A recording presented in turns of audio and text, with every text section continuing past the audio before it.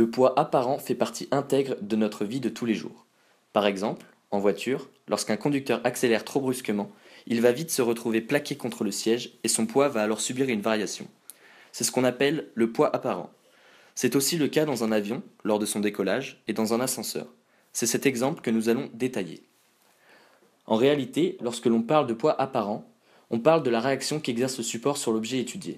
En effet, le module du poids apparent est égal à la norme de la réaction du support sur l'objet.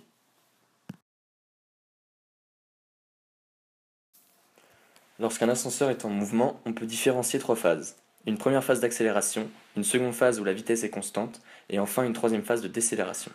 Le schéma ci-contre en fait l'illustration. Prenons l'exemple d'un objet de masse m placé dans un ascenseur qui monte. D'après la deuxième loi de Newton, nous avons la somme des forces extérieures est égale à la masse multipliée par le vecteur accélération. Dans ce cas, les forces appliquées à l'objet sont le poids et la réaction du support. Par définition, la réaction du support est égale au poids apparent. En projetant sur l'axe OY, on obtient que le poids apparent est égal à la masse de l'objet multiplié par la somme du module de l'accélération de l'ascenseur et du module de l'accélération de pesanteur. L'application numérique nous donne un poids apparent de 14,39 N lors de la phase d'accélération. Dans la deuxième phase, comme la vitesse de l'ascenseur est constante, son accélération est nulle et donc la somme des forces extérieures est égale au vecteur nul. En projetant sur l'axe OY, on obtient que le poids apparent est égal au poids de l'objet, soit 13,56 N.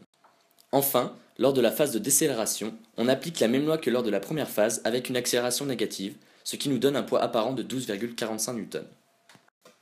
On remarque donc que le poids apparent varie en fonction de l'accélération de l'ascenseur.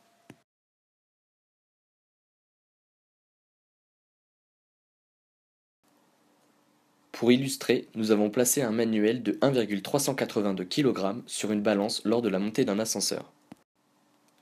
On note que la masse de l'objet augmente du fait de l'accélération subite par celui-ci. Ensuite, on remarque que la masse de l'objet baisse jusqu'à revenir à sa masse initiale. Les variations observées à l'image sont principalement dues à l'imprécision du matériel de pesée et aux infimes variations de la vitesse de l'ascenseur.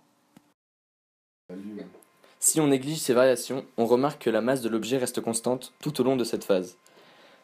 En effet, la vitesse de l'ascenseur étant constante, l'accélération est nulle. Enfin, on aperçoit une baisse brutale de la masse de l'objet due à la décélération. Il faut bien noter qu'en multipliant ces masses par le module du vecteur gravitation, on obtient des poids apparents similaires aux valeurs théoriques calculées précédemment.